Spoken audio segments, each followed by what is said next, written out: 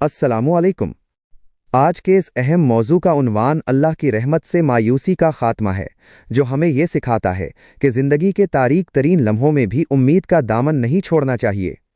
اس مضمون میں ہم قرآن مجید کی کئی آیات اور مستند احادیث مبارکہ پر گفتگو کریں گے تاکہ یہ جان سکیں کہ خالق کائنات اپنے بندوں کے لیے کتنا شفیق ہے۔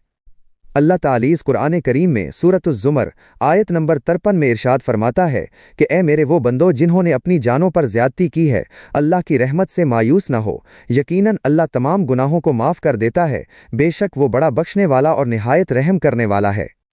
اس آیت مبارکہ کا پیغام بہت واضح اور دل کو چھو لینے والا ہے کہ چاہے انسان سے کتنے ہی بڑے گناہ کیوں نہ سرزد ہو گئے ہوں، اگر وہ سچے دل سے اللہ کی طرف رجوع کرے تو اللہ اس کے تمام گناہوں کو مٹا دیتا ہے، کیونکہ مایوسی کفر ہے اور اللہ کی رحمت کی کوئی حد نہیں۔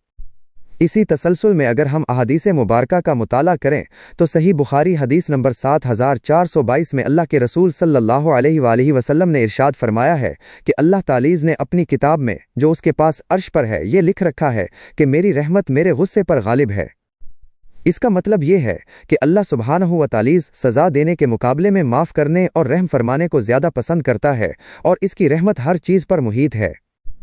حضرت یعقوب علیہ السلام کا اپنے بیٹوں کو دیا گیا پیغام بھی ہمیں سورۃ یوسف آیت نمبر 87 میں ملتا ہے، جہاں انہوں نے فرمایا کہ اللہ کی رحمت سے مایوس نہ ہو، کیونکہ اللہ کی رحمت سے صرف وہی لوگ مایوس ہوتے ہیں جو منکر ہیں۔ یہ ہمیں سکھاتا ہے کہ اللہ کی ذات سے اچھی امید رکھنا ایمان کی علامت ہے، اور ہر مشکل کے بعد آسانی کا یقین رکھنا ایک مومن کا خاصہ ہے۔ توبہ کی اہمیت کو اجاگر کرتے ہوئے صحیح مسلم حدیث نمبر 2744 میں بیان کیا گیا ہے کہ اللہ عز و جل رات کو اپنا ہاتھ پھیلاتا ہے تاکہ دن میں گناہ کرنے والا توبہ کر لے، اور وہ دن میں اپنا ہاتھ پھیلاتا ہے تاکہ رات میں گناہ کرنے والا توبہ کر لے۔ اس حدیث سے ہمیں یہ سبق ملتا ہے کہ توبہ کی قبولیت کا وقت ہر وقت کھلا ہے، اور اللہ ہر لمحہ اپنے بندے کی واپسی کا انتظار کرتا ہے تاکہ اسے معاف کر کے اپنی رحمت میں جگہ دے سکے۔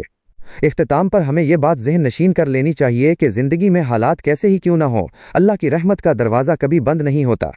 ہمیں چاہیے کہ ہم اپنے گناہوں پر نادم ہو کر اس کے حضور سجدہ ریز ہوں اور ہمیشہ اس سے خیر کی امید رکھیں۔ اللہ ہمیں اپنی رحمت کے سائے میں رکھے اور ہمیں ان لوگوں میں شامل فرمائے جو توبہ کرنے والے اور پاکیزگی اختیار کرنے والے ہیں۔